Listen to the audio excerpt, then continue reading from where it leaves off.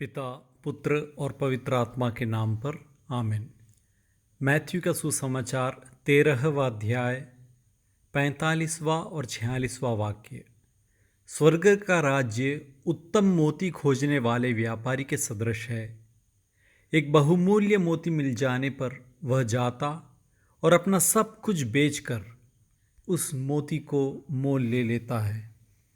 यीशु मसीह में प्यारे भाई और बहनों, हम इन दिनों मार इवानियोस पिता का स्मरण कर रहे हैं और जुलाई 15 को जिस दिन उन्हें स्वर्ग प्राप्ति हुई थी, उस दिन हम एक प्रत्येक रूप से उनका स्मरण करते हैं और हर दिन अभी हम उनके जीवन के बारे में सोच रहे हैं, ध्यान कर रहे हैं और उनके जीवन से कुछ सीख सबक लेने की कोशिश कर रहे हैं। मलंगरा कैथोलिक कलीसिया के मार्गदर्शक हैं इवानियोस पिताश्री। उनका जीवन एक धन्य जीवन है। भारत की कलीसिया के महान गुरुवरों में एक, जिन्होंने न केवल कैथोलिक कलीसिया की परंपरा, न केवल एंटियोक की आराधना रीति, बल्कि इसके साथ साथ भारतवर्ष की महान रीत, सभ्यता और परंपरा को समझा, उसे अपनाया और हमें ये रास्ता सिखाया कि हमें भारत में ईसाई बनकर किस प्रकार जीना है। वे यीशु मसीह के एक उत्तम शिष्य बने। यीशु के शिष्य होने का अर्थ क्या है? सबसे पहला अर्थ ये है कि जीवन में यीशु मसीह को पहला स्थान देना, उनके लिए अपना तन मन जीवन और सब कुछ समर्पित करना, माँ बाप बंधु मित्रों से भी बढ़कर यीशु से रिश्ता संबंध बनाना और उस पर कायम रहना। यही हमने आज के सुसमाचार में पढ़ा।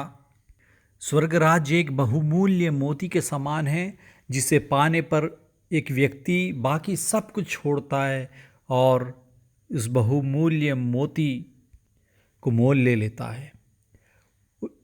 मार इवानियोस पिताश्री ने भी अपने जीवन में सत्य को जाना। वो सत्य स्वयं यीशु मसीह हैं और यीशु मसीह को पाने के बाद बाकी सब कुछ छोड़ने को वे तैयार हो गए। वे यीशु मसीह के एक उत्तम शिष्य थे। और यीशु के शिष्य होने का दूसरा अर्थ है खुद की इच्छा के अनुसार नहीं, बल्कि यीशु मसीह की इच्छा के अनुसार जीना। अपनी बुद्धि पर नहीं, शक्ति पर नहीं, ईश्वर पर निर्भर होना। उनके बताए रास्ते पर जाने के लिए तैयार होना। अपनी काबिलियत पर नहीं, यीशु मसीह की शक्ति पर अपना विश्वास रखते हुए अपना जीवन उनके हाथों में समर्पित करना और यीशु मसीह से दूर करने वाली हर चीज़ों का, व्यक्तियों का, स्थान का, खुशियों का त्याग करना। और यीशु मसीह के शिष्य होने का तीसरा अर्थ है यीशु जहाँ भी भेजें वहाँ जाने को तैयार रहना।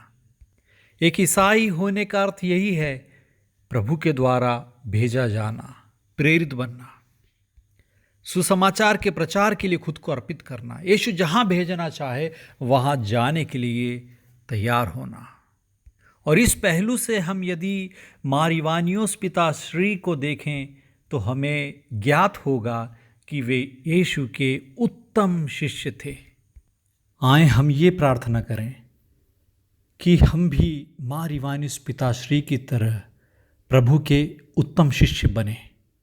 मार इवानियोस पिताश्री की तरह ही प्रभु के लिए सब कुछ कुर्बान करने की हिम्मत और जज्बा हम में आए।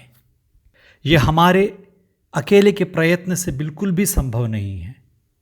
हम मार इवानियोस पिता की मध्यस्थता से ये प्रार्थना करें कि प्रभु अपने पवित्र आत्मा को हम पर भेजकर हमें उनका एक उत्तम शिष्य बनाएं।